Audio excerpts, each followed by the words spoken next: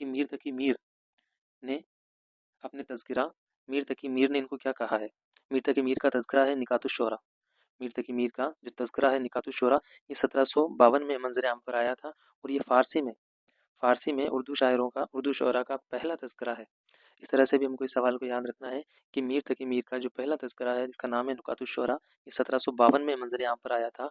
उर्दू शुअरा का सबसे अव्वलीन तज़किरा है, लेकिन ये किसमें है, तो ये फ़ारसी में है।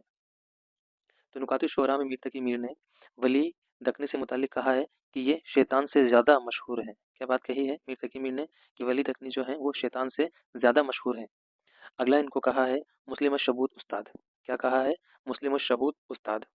और इसके बाद में तीसरा इन्होंने कहा है रेख्ता का उस्ताद। इस तरह से हमको मीर तकी मीर के जरिए इनको दिए गए तीनों ही नामों को, लक़ब व अलक़ाब को याद रखना है। इसमें सबसे जो अहम सबसे इम्पोर्टेंट है वो ये है कि किसने वली दकनी को शैतान से ज़्यादा मशहूर करार दिया है, तो वो हो जाएंगे मीर तकी मीर, जो कि शहंशाह गज़ल है।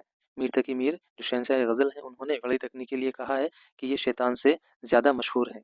अगला इन्होंने कहा है कि मुस्लिम शबूत उस्ताद और रेख्ता का उस्ताद। इम्तिहान के लिहाज से सबसे इम्पोर्टेंट है कि शैतान से ज़्यादा मशहूर वली दकनी को किसने कहा है, तो उसका जवाब हो जाएगा मीर तकी मीर।